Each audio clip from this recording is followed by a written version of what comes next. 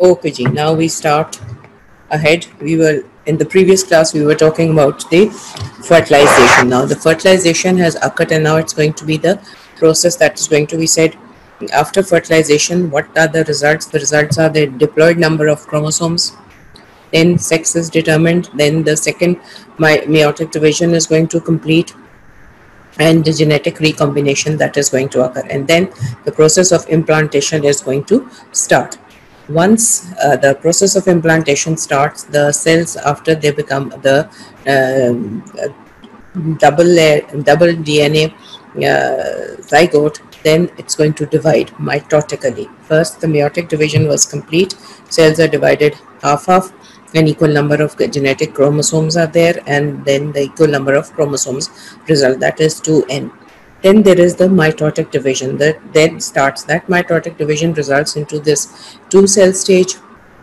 And after the two-cell stage, it's going to further divide into the four-cell stage, and from the four-cell stage further going on to what we call as the morula, which reaches at about roughly the 16-cell stage.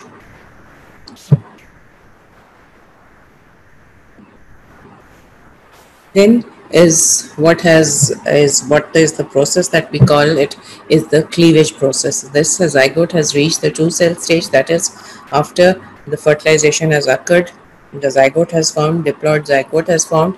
It is going to start its mitotic division, and this is going to reach first the two-cell stage, and then there are a series of mitotic divisions which are going to occur, increasing the number of cells in it, which become smaller and smaller with each division, and these small cells, we call it as the structure as a whole as the blastomeres.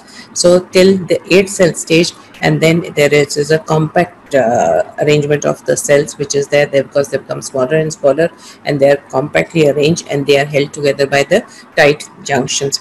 This compaction segregates the cells into two ways, into two parts. One which is going to lie on the inner side of the cells, which is the zygote that is called the fertilized zygote that is called the inner cells, and one is from the outer side. So it's by the compaction two divisions are made, the inner cells and the outer cells. 3 days after fertilization, roughly, because at the second day of the fertilization it is the cleavage process which starts, that is the mitotic division of multiplication of the cells, which is called the blastomeres.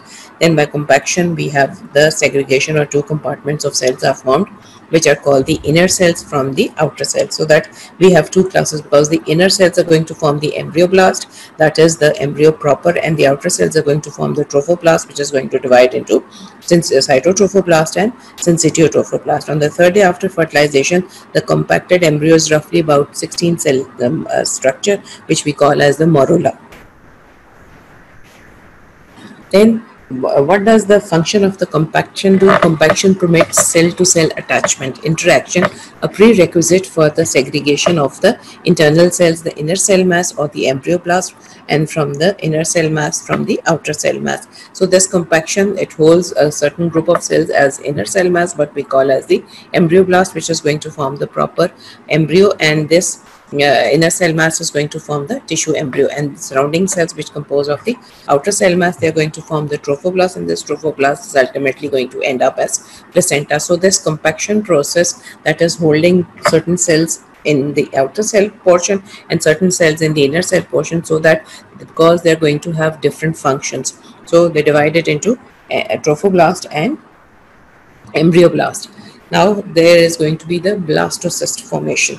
The morula enters the uterine cavity. At this moment, where it started dividing, it was still in the ampulla of the fallopian tube. From there, it is going to move on, and it reaches to the uterine cavity. Now this morula, if you see this picture, this is the blastocyst that is forming. That is the first, it is the 2-cell stage, then it is going to multiply this 8-cell stage, then it is going to become this 16-cell stage, and by the process of compaction you can see that the cells have been divided or segregated into an inner cell mass and then the outer cell mass. The inner cell mass is your embryoblast, as I told you, and the outer cell mass is your trophoblast. If you can see in this picture on the sides as well. So this is the embryoblast, which is segregated to one side, and this is the trophoblast, which is the outer side. So this is exactly what is occurring at the moment. Now this is going to develop into, this was initially as a whole solid mass, but then it is going to develop a cavity in it, which is going to be because of the zona pellucida, as you can see, is still there. This is the zona pellucida is still there, it is still intact.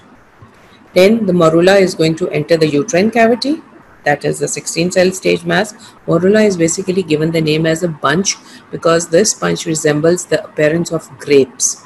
That is mulberry, that is the shatut जिसको आप कहते हैं, that is small particles, small rounded structures which are attached to a central portion. So it's something like that, that many cells which are collectively attached to in a certain area, so that because of that resemblance it is called morula. Enters the uterine cavity, fluid now is going to enter into these cells because it's going to penetrate through the zona pellucida into the spaces of this inner cell mass. Spaces then become confluent, that is small cavities which become confluent, and a single cavity, the blastocele, is formed. Okay, let's see if I have that picture.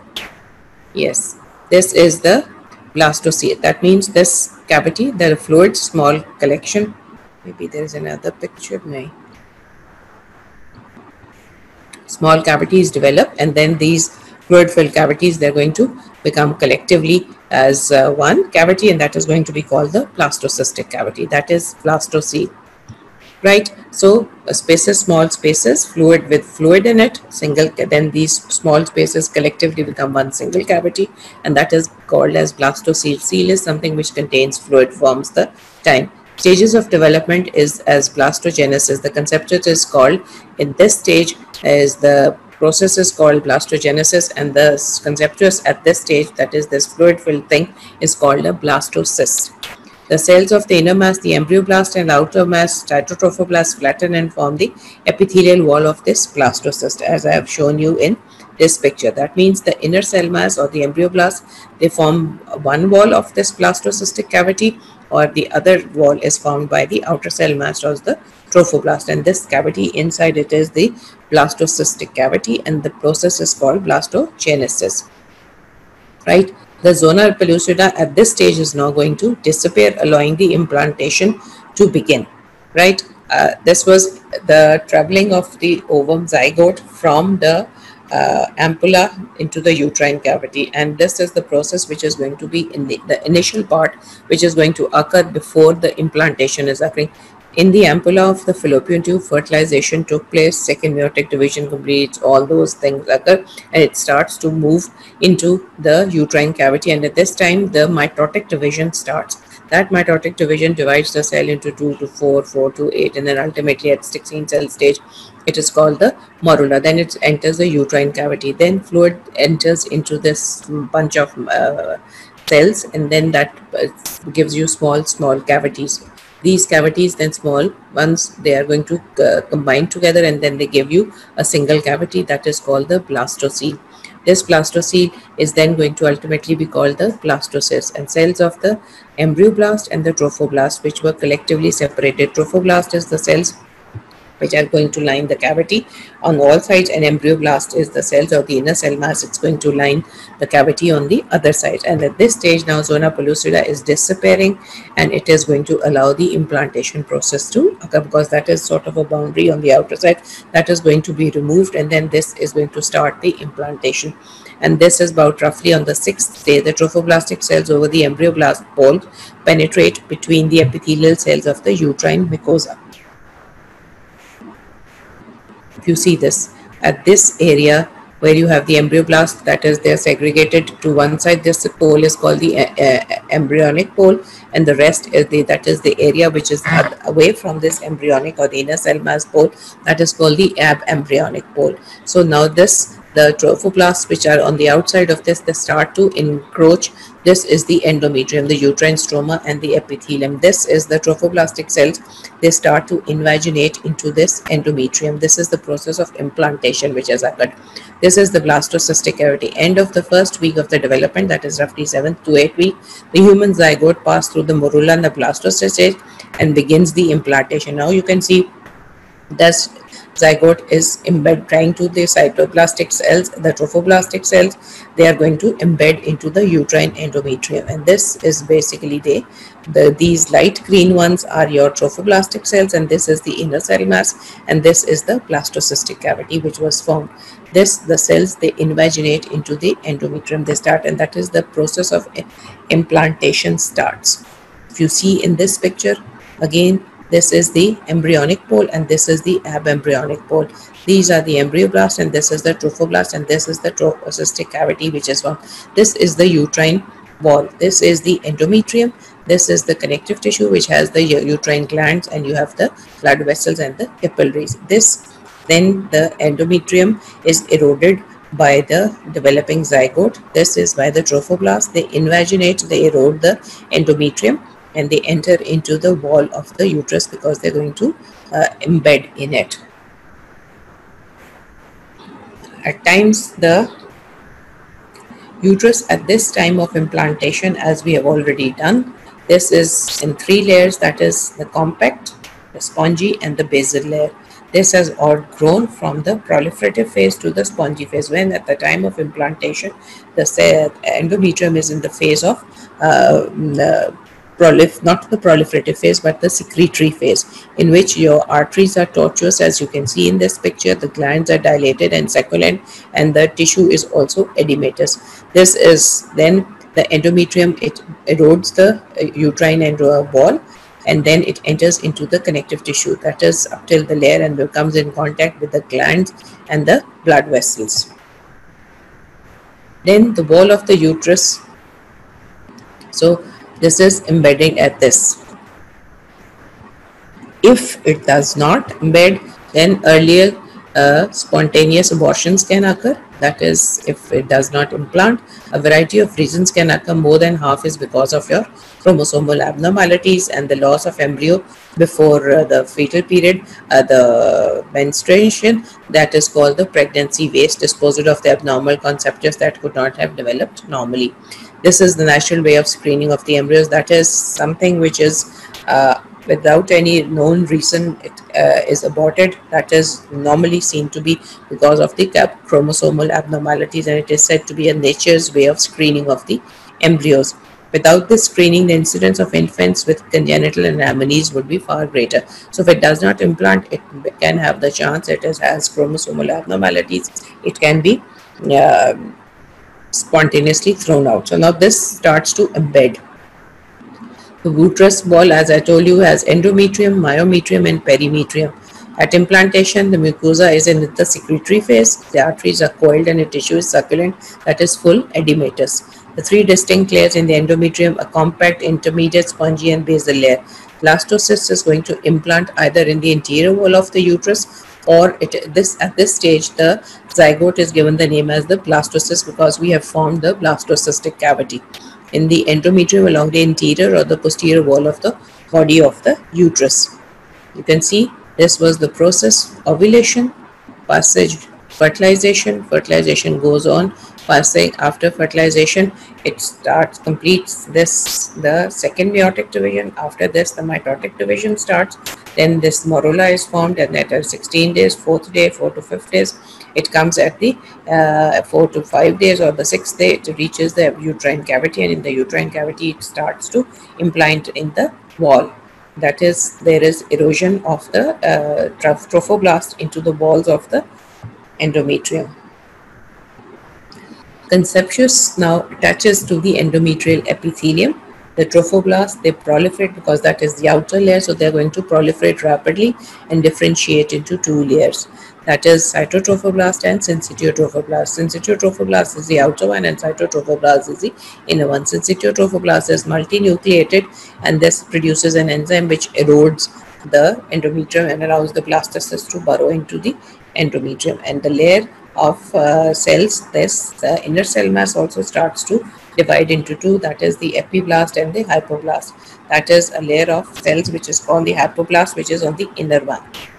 This can be the process of implantation. Normally the human blastocyst implants along the interior or the posterior walls. It can be abnormal somewhere other than this normal interior or posterior wall of the body of the uterus. So if implantation can take place even outside the uterus, that is called the extrauterine or ectopic pregnancy.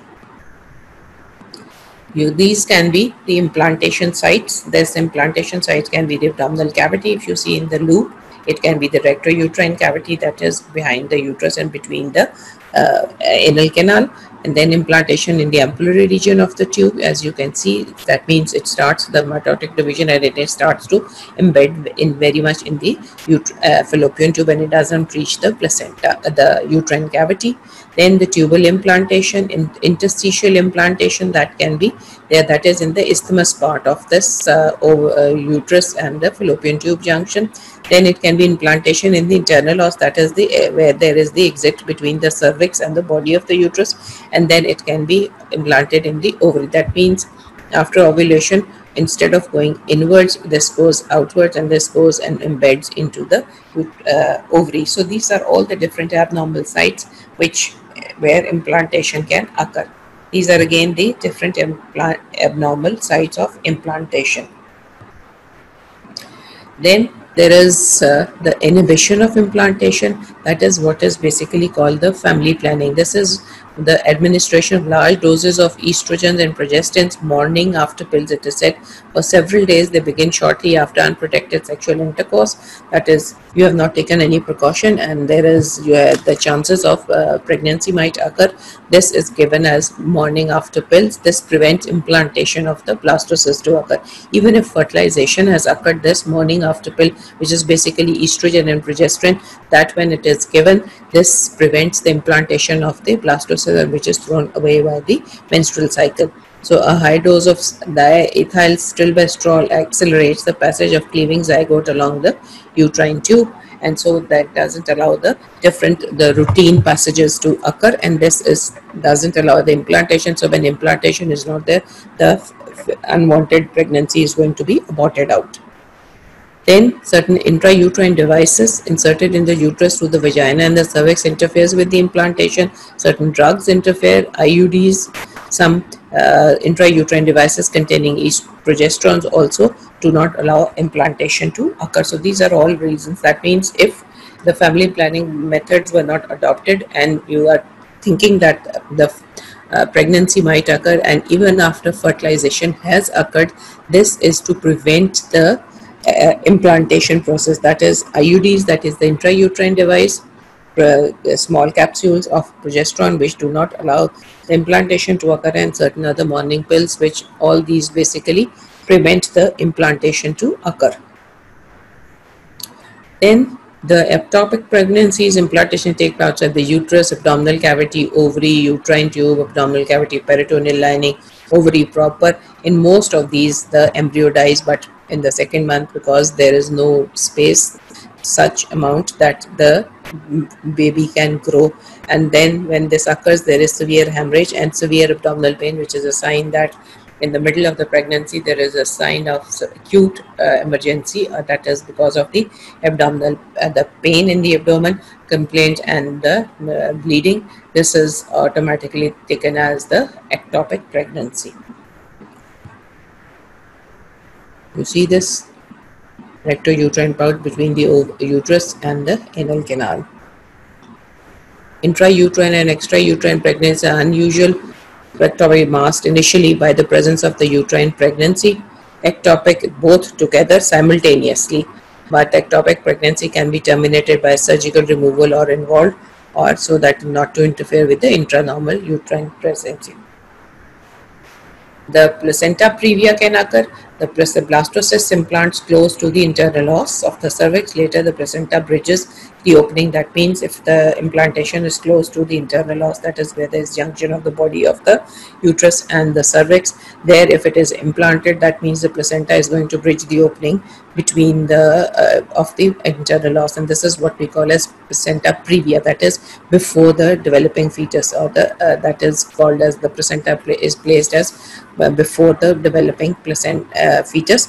So this can cause severe life-threatening bleeding, because if it starts to rupture or dislocate, this can cause severe hemorrhage because of the blood vessels in the placenta. It is in the second part of the pregnancy or during delivery. Both ways it can cause severe bleeding. Even if when there is labor starts, then even it is going to, because before the baby comes out, the placenta is going to have to make passage. So for that, it is going to dislodge from the walls of the uterus, giving severe bleeding. Or it can be in the second part, when the uterus starts to enlarge, this placenta can be disrupted and it can start to give bleeding. So this is the abnormal place of the zygote embedding into the internal os. This can lead to placenta previa and it can cause severe problems. Then is hydatidiform mole.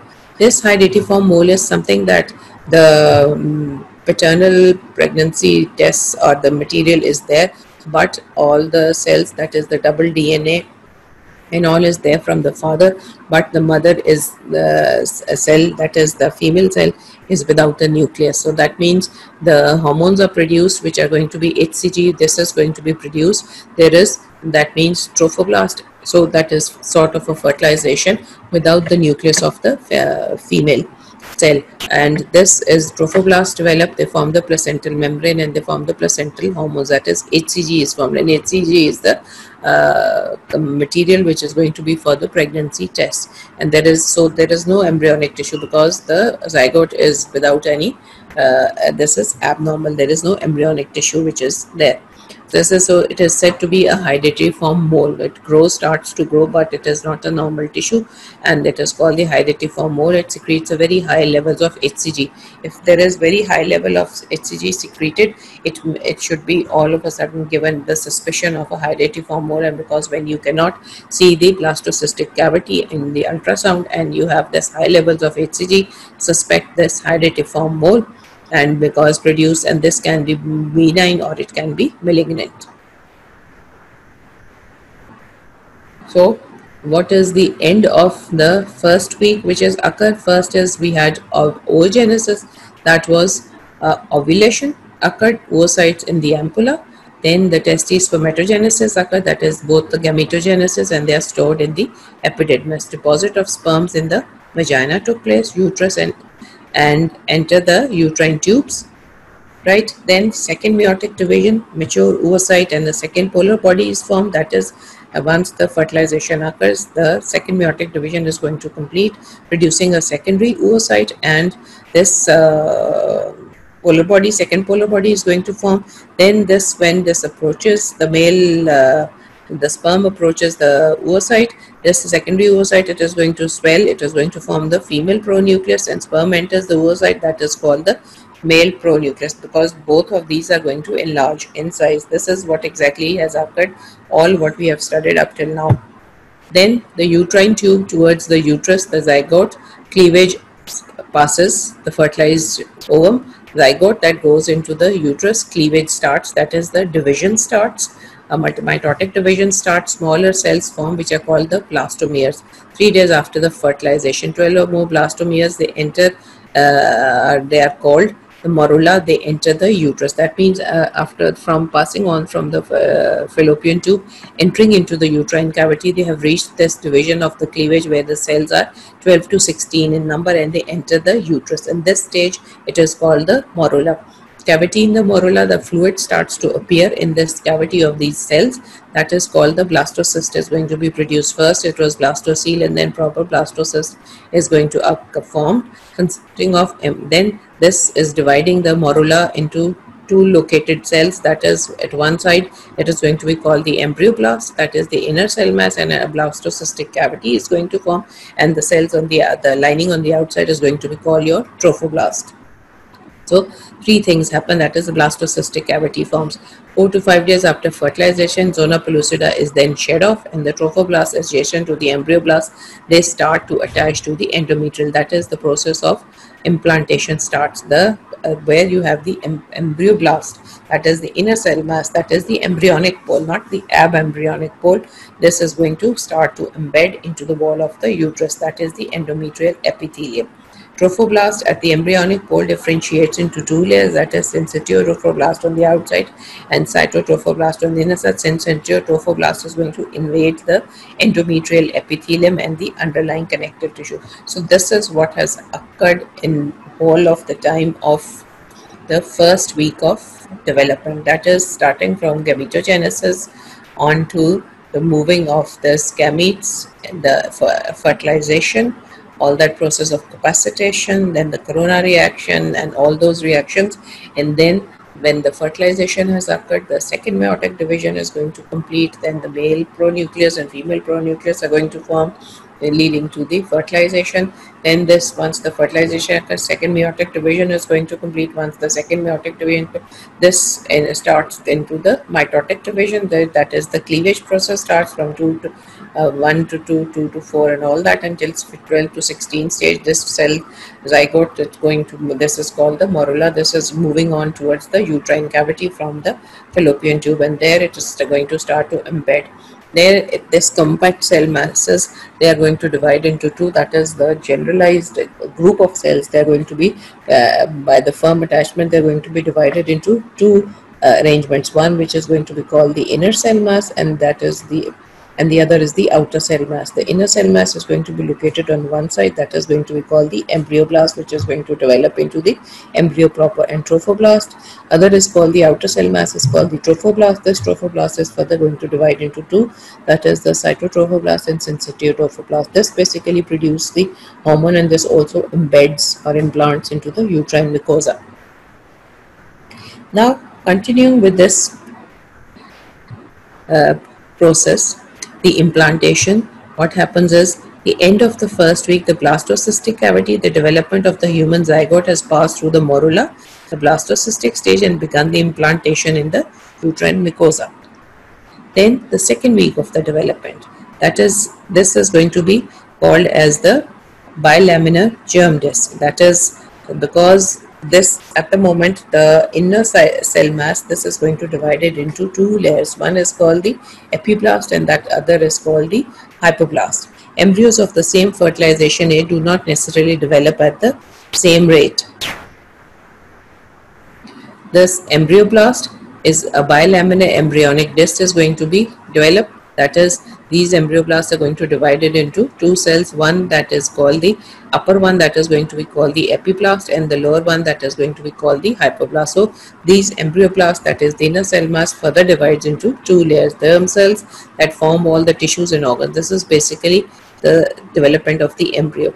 Then is the extraembryonic structures, that is the amniotic cavity is going to form, then the amnion, yolk sac is going to form, connecting stalk and chorionic sac.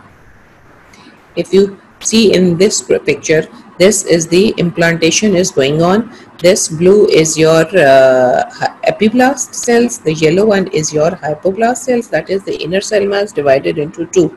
Blue is your epiblast and this yellow is your hypoblast cells.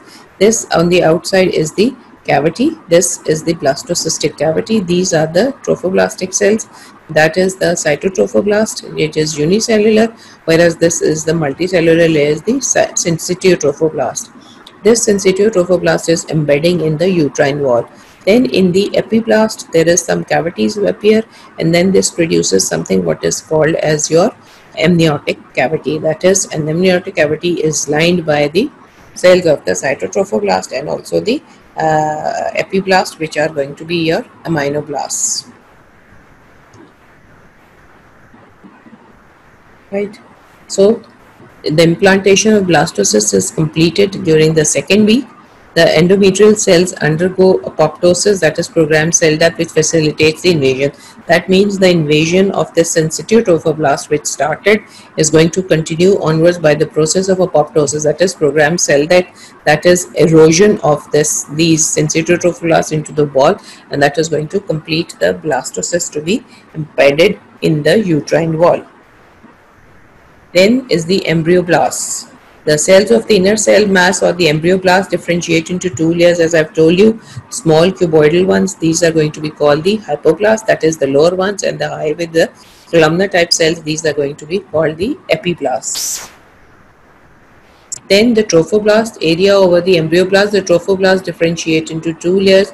That is, inner layer is mononucleated, that is the cytotrophoblast, and outer is the multinucleated, that's the syncytial trophoblast. So you can see mononucleated, this is the cytotrophoblast, and these are the syncytial trophoblast. Because this is a layer, this is the weak of two, so that is why everything is going to be divided into two. We see that we have formed the inner cell mass as the epiblast and the hypoblast. The trophoblast is also divided into syncytioblast and cytotrophoblast.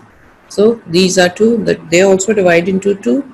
Then is the decidual cells. What are these decidual cells? These are basically the name given to the condition of the endometrium, that is the endometrial stroma that becomes edematous. Adjacent to the implantation site is edematous and highly vascular, because it has to embed and it has to help the baby to grow. So that changes in the endometrial stroma, which is highly vascular and edematous, that is called the decidua, because these cells are called the decidual cells because there is something what is called as they contain plenty of glycogen, and once these certain tests are given, they are having a polyhedral in appearance, and these cells are called the decidual reactions, and these cells are called the decidual cells.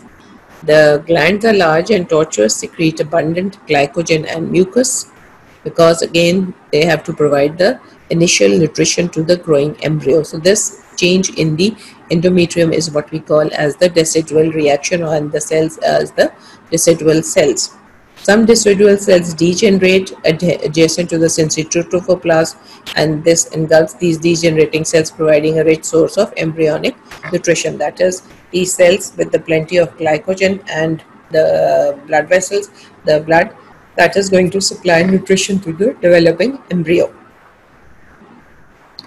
Then is human chorionic gonadotrophin. Human chorionic gonadotrophin, or the HCG, syncytiotrophoblasts produce this HCG and enters the maternal blood via the lacunae. Lacunae are, we'll see, small spaces which develop in the syncytiotrophoblasts, which are called the lacunae. This is then going to erode into the endometrium. In the endometrium, it is going to join up with the maternal blood. So thus, syncytiotrophoblasts produce HCG via these lacunae is going to enter into the maternal blood. HCG maintains the hormonal activity of the corpus luteum in the ovary and during pregnancy until progesterone is formed, and it secretes estrogen, progesterone to maintain the pregnancy. So this is going to forms the basis for the pregnancy test as well, and it also helps the corpus luteum to become the corpus luteum of pregnancy and to maintain the pregnancy. Enough HCG at the end of second week is a positive pregnancy test. So that is a very helpful parameter, that HCG performs functions, forms the basis of pregnancy, and it also helps the corpus luteum to continue in the ovary during pregnancy, so that it secretes estrogen and progesterone to maintain the pregnancy, and it also forms the basis for the pregnancy till the second week. And this is the diagnostic feature with which pregnancy is diagnosed. Now this the syncytiotrophoblasts is invading in the connective tissue of the uterus, as you can see in this, and these are invading. The 10th day, the blastocyst is more deeply embedded in the endometrium. All this is more deeply embedded. The penetration defect, that is where at this point where this started to erode, that is the endometrium became discontinuous, that is the penetration defect. This is going to be closed now once it has implanted properly. This defect, that is the opening where the implantation started, this is going to be closed by the fibrin coagulum, which is called the closing plug, and then again the epithelium becomes, if you can see in the other picture, this defect is going to be complete and the epithelium becomes smooth again, and it is the 12th day that the uterine epithelium formed. So this closing plug is going to be closed by the fibrin coagulum, that is by the fibrous tissue and by the formation of the connective tissue. Then is going to be the development of the lacunae. Now these syncytiotrophoblasts, they have invaded, if you can see in this syncytiotrophoblasts, they have invaded inside the connective tissue of the stroma. They have passed through this endometrium. They are going to enter into the connective tissue portion of the endometrium. The trophoblast at the embryonic pole. Everything, majority of the changes, they are occurring at the embryonic pole. They develop as isolated cavities in the syncytiotrophoblasts. If you see this picture, These are isolated cavities. These are called the lacunae. If you can see this, these are the lacunae. They develop isolated cavities. They develop in the syncytial trophoblasts. They appear in the syncytial trophoblasts. They're called the lacunae, and this lacunae is nothing but spaces. And so this stage is called the lacunar stage. The lacunae is filled up with a mixture of maternal blood because the ruptured endometrial capillaries. This occurs that once this erosion occurs, this is going to come into contact with the area or the blood vessels of the mother. That is what we call as the sinusoids, maternal sinusoids.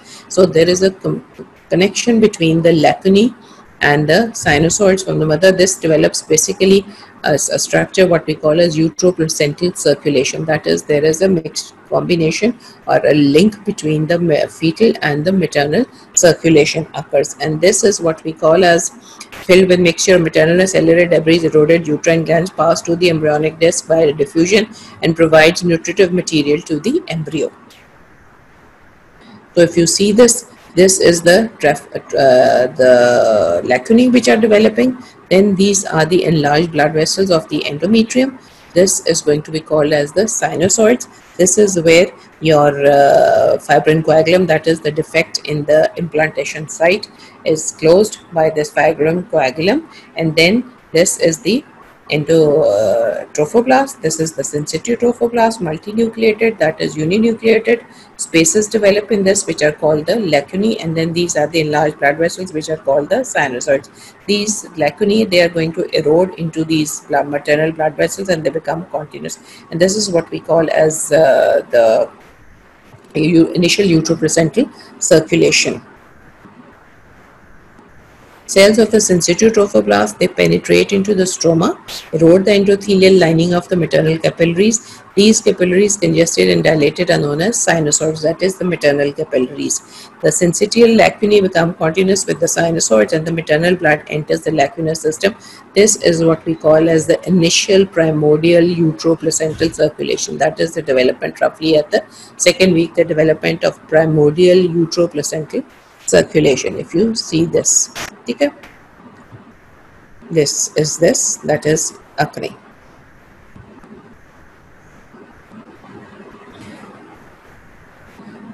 You see this, that is, these are the sinusoids, maternal sinusoids. They are coming in contact with the trophoblastic lacunae. This is the development of the endometrial circulation with the fetal circulation. On the 13th day, the surface defect in the endometrium has healed. Occasional bleeding occurs at this site at the 13th day when the sinusoids, they come in contact with the lacunae. At this time, a certain amount of bleeding might occur at the implantation site. Increased blood flow into the lacunar spaces. Bleeding is near the 28th day of the menstrual cycle, so this can be confused with the menstrual bleeding, and the number of days which that is the expected delivery date can be confused, because this is near this process, because at the 15th day ovulation started, and now at this stage where you have reached the implantation, that is after 2 weeks, is roughly the 28th day of the menstrual cycle, where we are going to expect that the menstrual flow has to start. But because fertilization has occurred, this menstrual flow will not be there and pregnancy will be continued.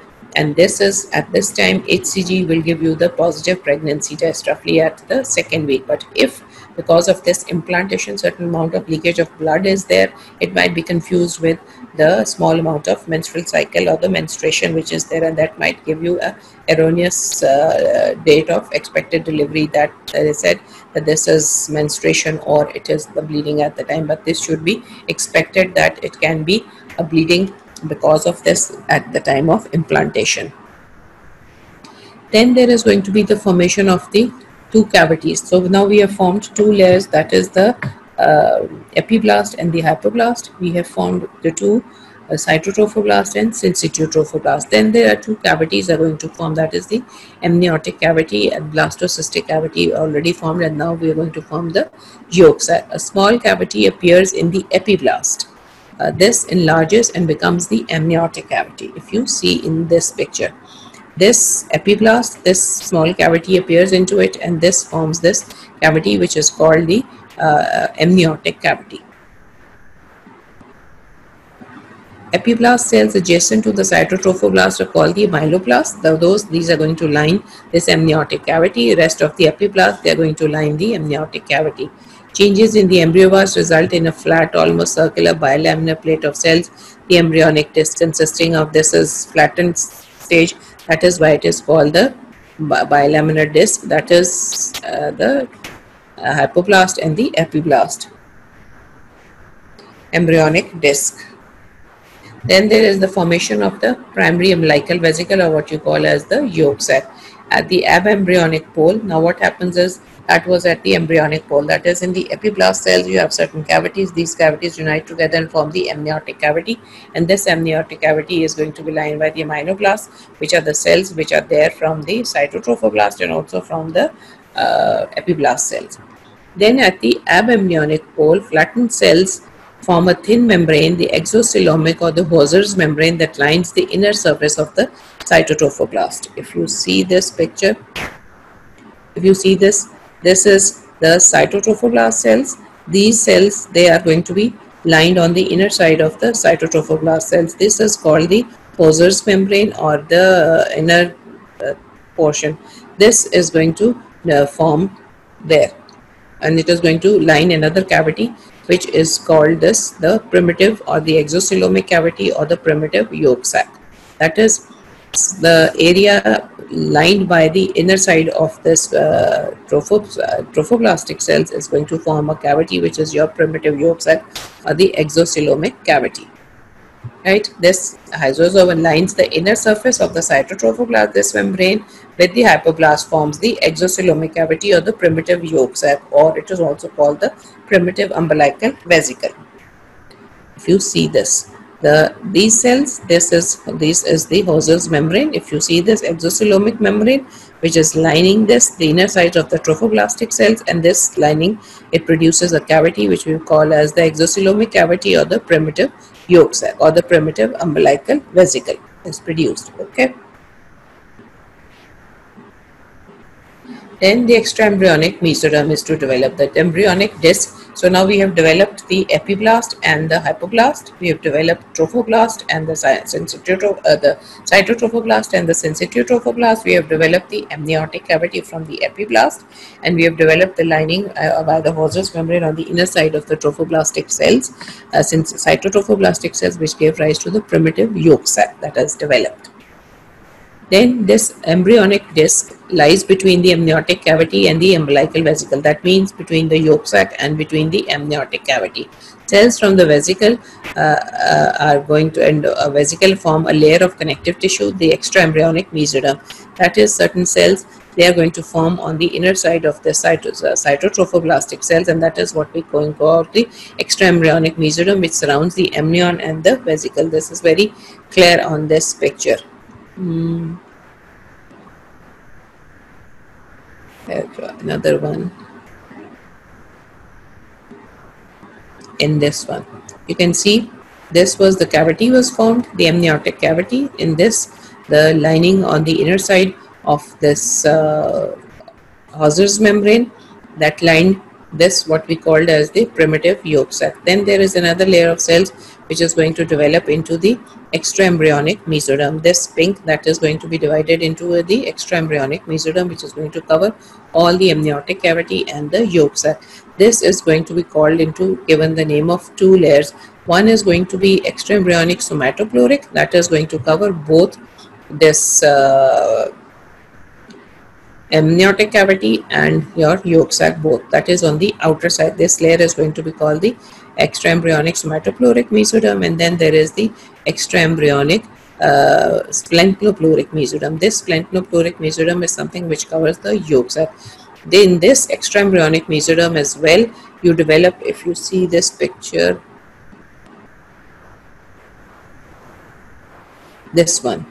In this picture, this is on the inner side of the cytotrophoblast. There is the development of this pink layer, that is the extraembryonic mesoderm. This extraembryonic mesoderm develops cavities in it. These cavities then ultimately coalesce together and they form one big cavity which divides this into two layers. The layer which is going to be covering the amniotic cavity the yolk sac, that is going to be called as the extraembryonic splenopluric mesoderm, and that which is going to cover both on the outside by the amniotic cavity and by the yolk sac, this is going to be called as the somatopluric extraembryonic somatopluric mesoderm. And then ultimately this amniotic cavity, this cavity, and between these two layers is going to coalesce together and form a one big cavity, which is going to be called the extraembryonic cavity or your chorionic cavity. If you see in this picture, in this one, right? So this is the extraembryonic mesoderm, that is the pinkish. This again develops a cavity in it, which gradually coalesces together and form the extraembryonic cavity or the chorionic cavity. And this extraembryonic mesoderm is this, the outer one is the extraembryonic somatopluric mesoderm, and that which is lining the inner side, that is the yolk sac, and that is going to be called as the splenopluric mesoderm. So this is the extraembryonic mesoderm, and in between these two is the chorionic cavity, and lining the inner side of the cytoplasm is known as the chorionic plate. That is the cells of this extraembryonic mesoderm which are on the inner side of the cytoplasm, they are called the chorionic plate. Then space surrounds the primitive yolk sac and amniotic cavity, except where the germ disc is connected to trophoblast is the connecting stalk, that is this area. All it covers by the cavity, only this small place is continuous. There is a link between the trophoblast and the cell, the embryo. This place is where you develop, there is no cavity, and this is called the connecting stalk, and it's going to develop into the umbilical cord. Space around the primitive yolk sac and the amniotic cavity, it surrounds all the space, but except only at the space where it is connected with the trophoblast becomes the umbilical cord. The lining the trophoblast and the amnion is called the extraembryonic somatopluric, that is all of it, and lining the covering the yolk sac is what we call as the splenopluric mesoderm, as I showed you. This which is covering this extraembryonic, initially extraembryonic mesoderm developed by the cells on the inner side of the cytotrophoblast. This is called the extraembryonic mesoderm. Then cells cavities appear in this extraembryonic mesoderm, dividing it into a large cavity, and this large cavity is what we call as the chorionic cavity or the extraembryonic cavity. And this the extraembryonic mesoderm which covers the yolk sac is going to be called the extraembryonic splenopluric mesoderm, and that which is covering the both on the outer side is going to be called as the extraembryonic somatic mesoderm,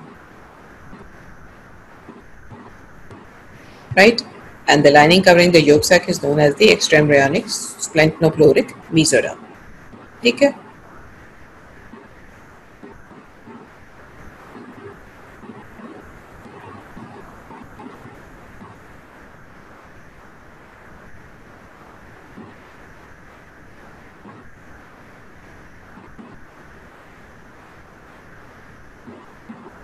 Right.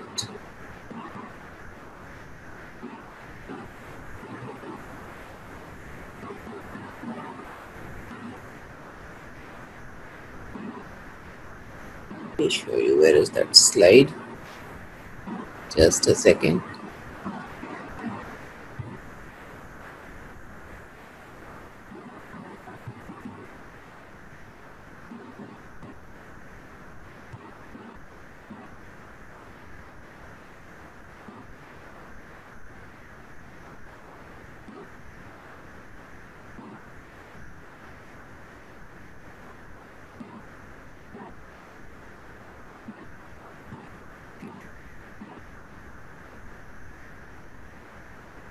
So now this is the summary of the second week.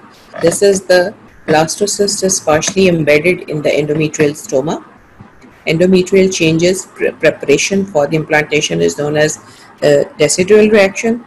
Then the trophoblast differentiates into the cytotrophoblast and the syncytiotrophoblast.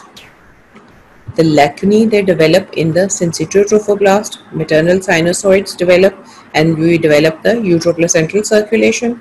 Then cytotrophoblasts, they encroach into the syncytiotrophoblast, that is column-like cells of the cytotrophoblast. They encroach into the syncytiotrophoblast. These are called the primary villi. The mucosal surface defect has healed. The embryo, that is there, what exactly has occurred in this layer is embryoblast differentiate into epiblast and hypoblast, that is bilaminar disc. Amniotic cavity appears. Epiblast give rise to myeloblast. The amniotic cavity, extraembryonic mesoderm developed, and then you have the formation of the chorionic cavity. Then the lining on the outside is called the extraembryonic somatopleuric mesoderm, and that lining, the yolk sac, is called the extraembryonic somatopleuric mesoderm. So now the what exactly we are saying is the second week of development is known as weeks of 2. Why? The trophoblast differentiate into two layers, that is the cytotrophoblast and sensitotrophoblast.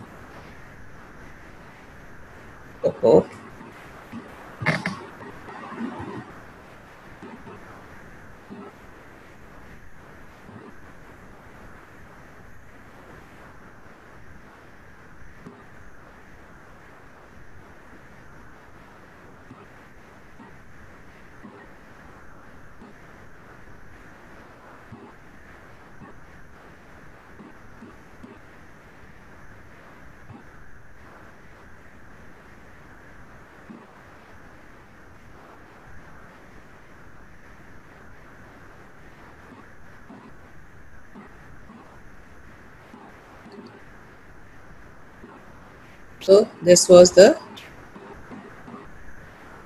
uteroplacental circulation. Then is the 13th day, the formation of the amniotic cavity, formation of the umbilical vesicle, primary umbilical vesicle, mesoderm. Then is the, see all these stages.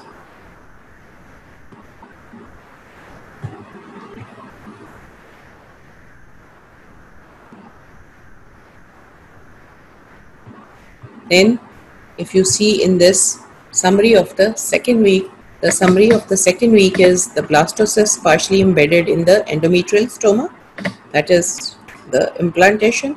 Then decidual reaction occurs.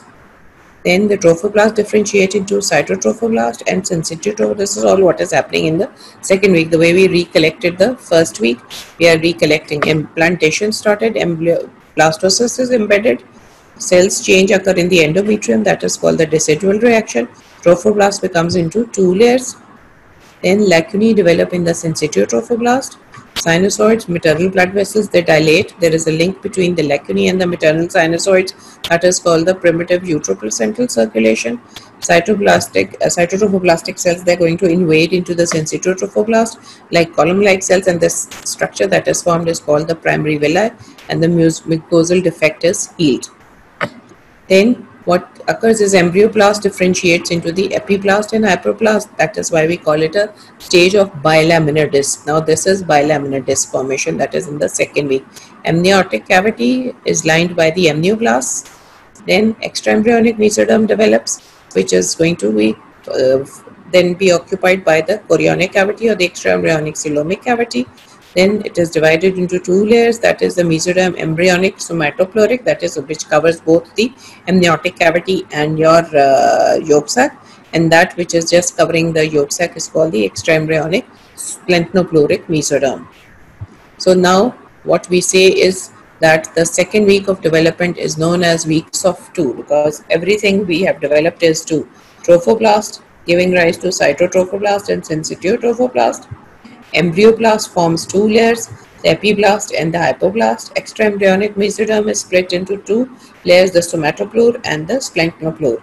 So there, and the two cavities which are formed, the amniotic and the yolk sac cavities form. So that is the reason why we call it the week of 2, and this occurs as bilaminar disc is formed. That is, these bilaminar disc is at the moment just called the ectoderm and the endoderm. Mesoderm has still to develop, and this is mesoderm that has developed is called the extraembryonic mesoderm. There is going to be an intraembryonic mesoderm. That would be when it becomes a trilaminar structure.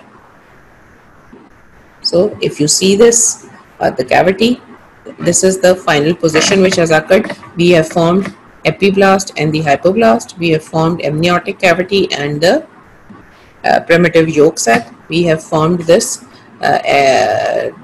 cytotrophoblast and sensitotrophoblast. We have formed the extraembryonic splenopluric and extraembryonic somatopleuric mesoderm. All these are formed. Then there is going to be a lining by the Hauser's membrane that is on the inner side of the cytotrophoblast, which forms the primitive cavity, and the rest of this yolk sac is going to be pinched off, because that is the secondary yolk sac that is going to be smaller in size, and this is going to pinch off the rest of the cavity, which is called the exocoelomic cyst, which is there. Okay. The hypoblast cells migrate along the inner side of the exocoelomic membrane, as you can see on this, from a new cavity with the exocoelomic cavity. This is the secondary yolk sac or the definitive yolk sac, and small portions of these primitive ones are pinched off, and that is called the exocoelomic cyst, often seen in the chorionic cavity, right?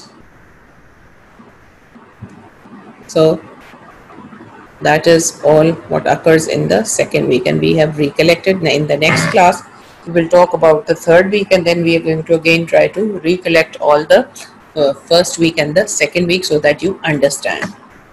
So exactly what we have reached is at this stage. All this structure is what we have formed all at the moment. So uteroplacental circulation, chorionic cavity, then this is your chorionic plate, that is the cells extracoelomic, somatic, these are the small plates which line on the inner side of the cytoplasm, that is called the chorionic plate.